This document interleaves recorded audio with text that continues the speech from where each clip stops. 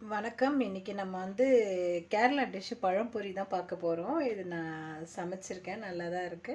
சரி உங்க கூட ஷேர் பண்ணிக்கணும்னு தோணுச்சு. ஃபர்ஸ்ட் ஒரு பாத்திரம் எடுத்துக்கோங்க. அதில் சுகர் ஆட் பண்ணிக்கோங்க. 3 ஸ்பூன் போதும். சுகர் ஆட் பண்ணிட்டு நான் 3/4 கப்பு மைதா எடுத்திருக்கேன். அப்புறமா கொஞ்சோண்டு உப்பு, கொஞ்சம் மஞ்சள் பொடி, இது நேந்திர பழம் காட்டின பார்த்தீங்களா, இதெல்லாம் நல்லா போட்டு விரசிக்கோங்க. விரசிட்டு அதுக்கப்புறம் எனக்கு மஞ்சள் பொடி பத்தாமல் இருந்தது. ரொம்ப டார்க் வேணாம், லைட் எல்லோஷ் இருந்தாலே சூப்பராக இருக்கும் பார்க்கறதுக்கு. அப்புறம் கொஞ்சம் தண்ணி ஊற்றிக்கோங்க. தண்ணி ஊற்றி இந்த பதம் பார்த்தீங்களா, அந்த பதம் வந்த உடனேயே கரைச்சி வச்சுக்கோங்க. கரைச்சி வச்சுட்டு பழத்தை நறுக்கி வச்சுக்கோங்க. பாருங்கள், இது ஒரு பழம் எடுத்திருக்கேன் நான்.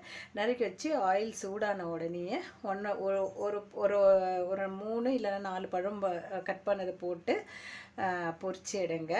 எனக்கு மறக்காமல் சப்ஸ்கிரைப் பண்ணுங்கள், லைக் பண்ணுங்கள். எனக்கு நீங்கள் பண்ண தான் எனக்கு இன்னும் நான் புதுசு புதுசாக போடுறதுக்கு நல்லாயிருக்கும். இதை நான் 4 பீஸ் போட்டிருக்கேன். நான் 4 இல்லைன்னா 3 போடுங்க. போட்டுட்டு நல்லா செவந்து எடுத்துட்டிங்கன்னா பழம்பொரி